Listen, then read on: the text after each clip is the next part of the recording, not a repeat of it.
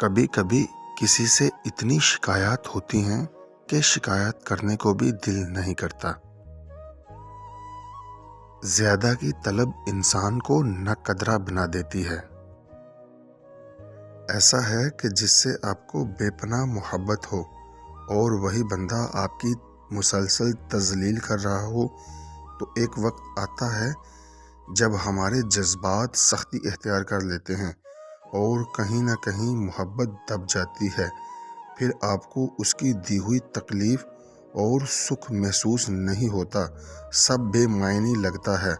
اس سے نفرت تو نہیں ہوتی، پر محبت خاموش ضرور ہو جاتی ہے اور پھر اسے کھونے کا ڈر بھی ختم ہو جاتا ہے۔ کبھی کبھی زندگی کی حقیقتوں کو قبول کرنے کے لیے مضبوط نہیں، بے حس ہونا پڑتا ہے۔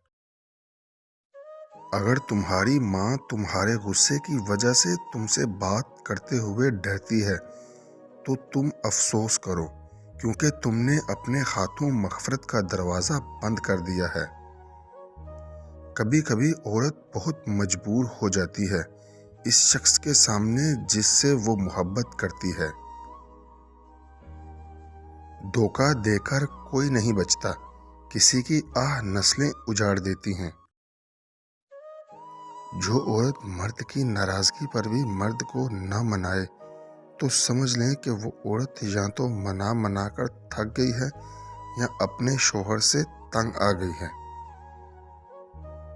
اگر تمہارے پاس عورت کو عزت دینے کے لیے کوئی وجہ نہ ہو، ساری دلیلیں ماند پڑ جائیں، تو صرف اتنا سوچ لینا، جس نبی سے محبت کا دم بڑھتے ہو، ان کی سب سے پہلے تسلی اور حوصلہ دینے والی عورت ذات ہی تھی۔